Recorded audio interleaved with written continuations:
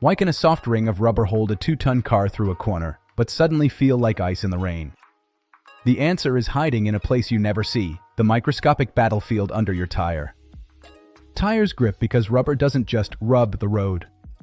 It molds into the road's tiny roughness, and it clings and flexes in a way that steals energy from sliding. Think of pressing your thumb onto sandpaper. Your skin squishes into the texture. A tire does the same thing at high speed. Here's the first mind bend. To a tire, asphalt isn't smooth. It's more like sharp rocks and valleys, just really small. When rubber rolls over that surface, it gets pushed into those valleys and around those peaks. That creates grip in two main ways: adhesion and hysteresis. Adhesion is the stickiness at the actual contact points. Rubber molecules get extremely close to the road surface, and weak attractive forces start to matter. No, it's not glue. It's more like millions of tiny handshakes happening wherever rubber truly touches stone. More real contact area means more of those handshakes, which means more grip. Now the bigger trick: hysteresis. Rubber is viscoelastic, part spring, part thick fluid. As the tread gets dragged over all those microscopic bumps, it constantly flexes and relaxes. That flexing wastes energy as heat. And energy that turns into heat is energy that doesn't turn into sliding. So grip isn't only about how rough the road is, it's also about how much the rubber can deform and eat motion. This is why temperature changes everything. Cold rubber gets stiff.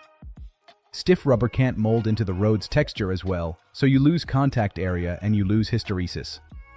Warm rubber is softer, so it conforms better and creates more microscopic grip. But there's a limit. Too hot and the rubber gets greasy, its structure can't handle the stress, and grip falls again.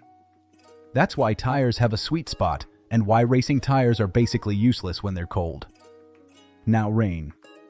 Water sneaks into the road's tiny valleys and forms a thin film. That film blocks the rubber from getting close enough for strong adhesion, and it reduces how much the rubber can bite into the texture. Tread grooves and tiny sipes aren't there for looks, they're there to move water out of the way southwest rubber can touch road again. If the water can't escape fast enough, the tire starts to ride on water pressure. That's hydroplaning. Your grip collapses because you're not really on the road anymore. Tread is always a compromise. More grooves help in wet conditions, but they reduce the amount of rubber actually touching dry road. Soft compounds grip great, but they wear faster. Big, stable tread blocks handle cornering loads better, but can be noisy.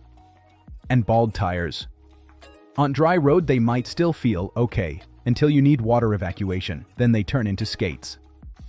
Winter tires work because they stay softer in the cold, and their sipes create tons of tiny biting edges for snow and ice. And racing slicks. On a dry track, no tread can be better because you want maximum contact area and a hot, sticky compound. Water isn't the enemy there because there usually isn't any. So the real secret is microscopic. Rubber deforms into road texture, sticks at contact points, and converts sliding energy into heat. What should we break down next? Why wet roads feel suddenly slippery, or how ABS finds the perfect grip limit?